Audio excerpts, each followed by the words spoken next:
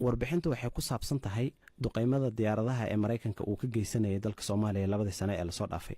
waxaan warbixintu ku ogaanay in dawladda Mareykanka ugu yaraan in ka badan 100 weerar ay ka geysatay labadii sano ee la soo dhaafay dalka Soomaaliya. waxaan ogaanay 5 kaliya oo kamid ah weerarada ayaga ah in dawladda Mareykanka ay ku dishay 15 qof oo shacab ah oo Soomaali ah, 8 kalena ay ku dhaawacday.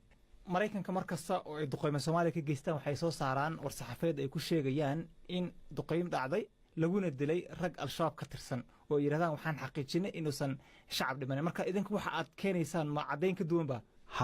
waxaan haynaa 5 weerar ee Mareykanka uu geystay warbixintanada ku xusan 8 qof in lagu dhaawacay, 14 qof oo shacab ahna lagu dilay. cadaynta aan hayno ayaan waxaan ku ogaanay waraysi aan la yeelanay dadka qaraabada la ahaa iyo ehelada dadka ayaga oo shacabka oo la dhaawacay ama dhintay.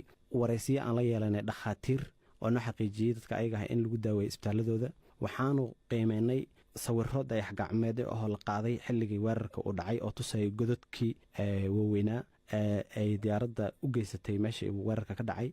waxaanu sidoo kale eegnay sawirro laga qaaday dadkii shacabka ahaa oo lagu dilay. dhammaantood waxaan ogaanay in caruur ay ka mid ahaayeen dadkaas la dilay. waxaan ogaanay inay haween ka mid yihiin, magacyadooda warbixintii ku wada qoran yihiin.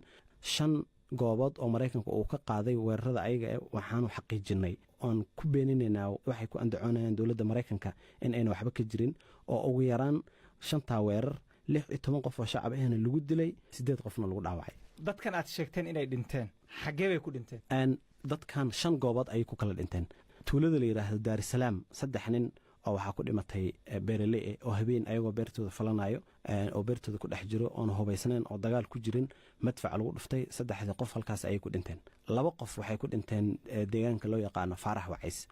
ayagoo Mareykanka waxay beegsanayeen gaari ay wateen qolo al-shabaab ah. gaarigii tuulada dhaxmaray ay madfac ku dhufteen. dadkii oo guryahooda ku nasanaya xilli ay duhur tahay ayaa 2 qofna ku dhinteen. 5 qof oo caruur iyo haween ay ku jiraan halkaas ay ku dhaawacmeen. sidoo kale 4 nin oo gaari wadatay, 3 kamid ah shacab ah oo deegaanka Goobaanle loo yaqaan Agmaray ayagana madfac ayaa la beegsaday, halkaas ay ku dhinteen. dhacdada ugu dambeysay oo warbixintanada aan ku soo qaadanay ayaa waxa ka dhacday degmada Beledul Raxma. halkaas waxa ku dhintay xilli habeen ay ahayd nin beeraley ah ayaa ku dhintay. waxa kale oo ku dhaawacmay nin asagana beeraley ah oo sidoo kale dhakhtar caan ka ah deegaankaas. dhaawacii uu ka kacay ninka asaga ah haddana wuu nool yahay. warbixintiina sida ku qoran waxaad sheegteen weeraradan Mareykanka uu geysanaya aad sheegteen in rayidka lagu dilayo inay u muuqdaan kuwa la mid ah dambiye dagaal. marka eraygaasi soo eray culus maaha? aad iyo aad erayada ayaga ee wad garanaysaa Amnesty International ciyaar oo ma isticmaasho. marka in aan ku isticmaalno warbixintan in dawladda Mareykanka ciidankeeda ay Soomaaliya ka geysteen dambiye dagaal waxay ku tusaysaa xoog ay leedahay cadaynta aan hayno. cadaynta aan hayno waxay tusaysaa in dawladda Mareykanka dad shacab ah oo haween ay ku jiraan oo caruur ay ku jiraan ayagoon u meeldayin oona ka fiirsanin ay ku soo rideen madaafiic diyaaradahooda sideen, halkaasina dadka ayaga ah ay ku dhinteen ay ku dhaawacmeen. waa wax haddii ugu talagalaan ayna samayn lahayn. marka waxay u muuqataa in shuruucda caalamiga ah ee shuruucda dagaalka loo yaqaan in ay jebiyeen oo dambiyada ay galaanna ay u muuqdaan kuwa ah inay yihiin dambiye dagaal. Amnesty dhowr jeer ay warbixino soo saartay Soomaaliya ha noqoto ama meelo dhibaato ka dhacday ama duqeymo dawlad ha geysato Mareykan ha geysto sheekadu warbixino bay taagnaanaysaa.